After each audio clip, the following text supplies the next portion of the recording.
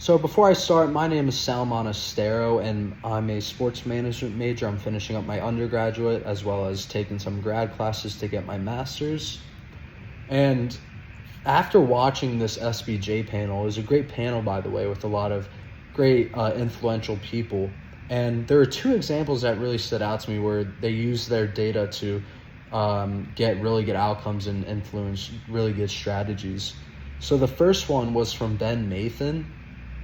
He's from Learfield, and he discussed that he used fan-based data versus non-fan-based data through A/B testing, and he was saying that took 4 to 5 years, which I think is really important for a company to really stay focused and wait out that long, which it really paid off for them because their data showed a 25% increase in donor campaign and a 20% to 30% increase in brand campaigns. So I think that's really important because it really gave them access to over 100 million fans, and Learfield was able to connect those fans with the brands that they really liked, and that was really effective because it resulted in higher donations from those fans, and it also resulted in really good brand engagement.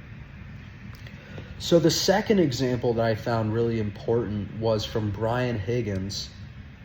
So Brian Higgins is from the NCAA, and he used pilot data. This is a type of data, it's just a type of data collection that is used to find specific data on things. So he really focused on a project on Division III women's field hockey. And this is Division III women's field hockey.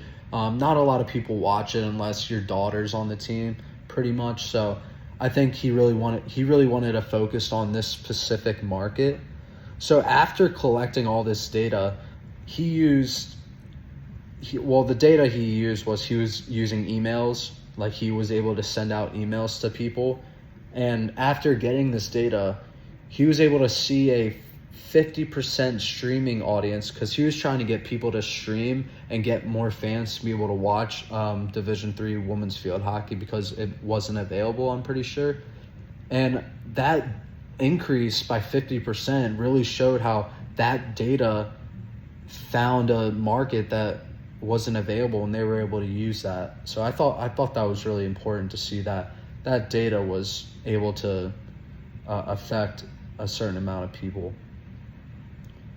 So from these two examples, it really shows how the fan behavior through this data can lead to improved engagement and outcomes, because it really only takes a few emails to get a streaming audience by 50%, or a couple years can get you 100 million fans. So as long as you really stay the course, you can really find really improved engagement and outcomes.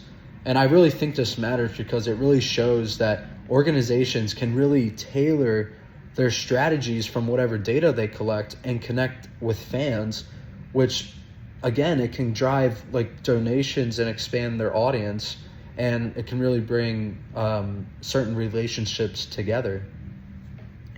So to connect it with my own experience, I always love watching home run derbies on ESPN. And they use a ball tracking system to see how far the balls go, and so fans can see how the line of the ball going out, which I find really cool because I like watching that kind of stuff. And I think that leads to what sports marketers could do.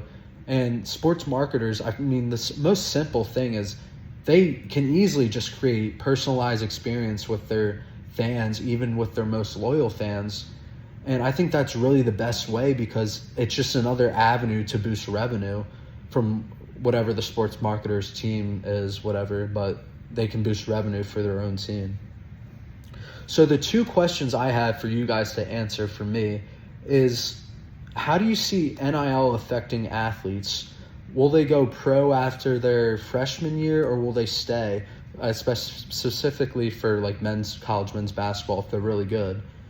But if they're not good enough to go to the if they're a late first round draft pick, do you guys think NIL will affect college athletes going pro or staying because of the money that is available for NIL, if you guys know what I'm talking about? And do you guys like, if you guys know about the automatic ball strike system that potentially could be coming, do you guys like the idea of that? So I hope I explained my information pretty well, especially the last part, but hope to see your guys' responses. Thank you.